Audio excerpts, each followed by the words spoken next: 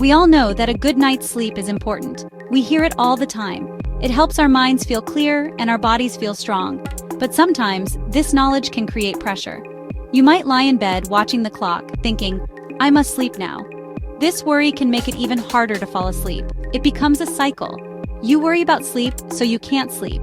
Then you worry more because you are not sleeping. This feeling is very common. Many people feel this way. They worry that a bad night's sleep will ruin their next day and affect their mental health. This pressure to achieve perfect sleep is a modern problem. We see articles and apps that tell us we need 8 perfect hours.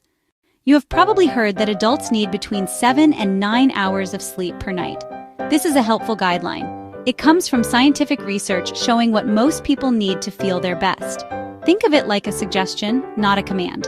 However, it is very important to understand that this is an average. It does not mean you have failed if you get 6.5 hours one night. Life is not always perfect, and neither is our sleep. Sometimes we have a busy day or our minds are full of thoughts. Let's imagine you are aiming to drink more water every day. The goal might be 8 glasses.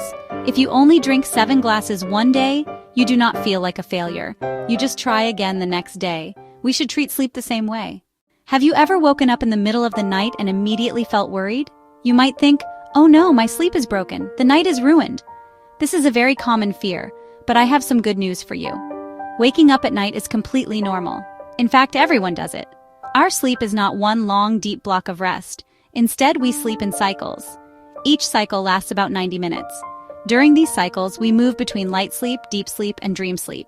At the end of each cycle, it is very common to wake up for a moment. Most of the time, these awakenings are so brief that we do not even remember them in the morning. The problem starts when we wake up and immediately look at the clock. Seeing that it is 3 a.m. can trigger a wave of panic. Your mind starts racing with thoughts like, "I only have a few hours left to sleep. I will be so tired tomorrow." The key is to change your reaction to these moments. Instead of worrying, try not to look at the clock. Keep the room dark. Take a few slow, deep breaths. In our modern world, we love to track things.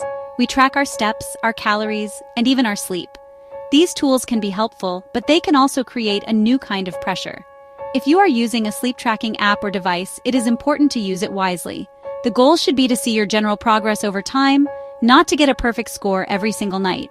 Chasing a perfect sleep score is like chasing a ghost. It is an impossible goal that will only lead to frustration and anxiety. Maybe you notice that you sleep better on nights when you take a warm bath before bed. This is useful information. Consider the story of Sarah, who was becoming obsessed with her sleep tracker.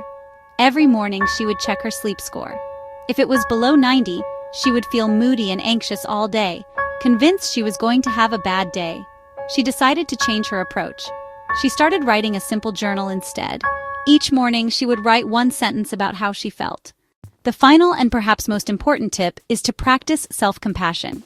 This means being kind and understanding towards yourself, especially when things are not perfect. Everyone has a bad night's sleep sometimes. It is a normal part of being human. Life can be stressful. We might be worried about work, family, or our health. It is completely natural for these worries to affect our sleep from time to time. The worst thing you can do after a poor night's sleep is to be hard on yourself. This only adds more stress and makes the next night more difficult. Instead of waking up and thinking, "I am a failure for not sleeping well," try a kinder approach. Acknowledge that you had a tough night. Today, I will be extra gentle with myself. This simple shift in mindset can change everything. It might mean simplifying your to-do list for the day. Maybe you decide to skip a heavy workout and go for a gentle walk instead. It could mean taking a few 5-minute breaks during your workday just to close your eyes and breathe deeply. This feeling of safety and calm helps reduce stress hormones, which in turn makes it easier to sleep well the following night. It's a positive, upward spiral. When you stop fighting with yourself over sleep, you free up so much mental energy. This energy can then be used for more positive things, like enjoying your hobbies, connecting with loved ones. By embracing realistic expectations and treating yourself with kindness, you can improve both your sleep and your overall sense of peace. If you found these gentle tips helpful, please like this video and subscribe to MindBloom Haven for more ways to support your mental wellness.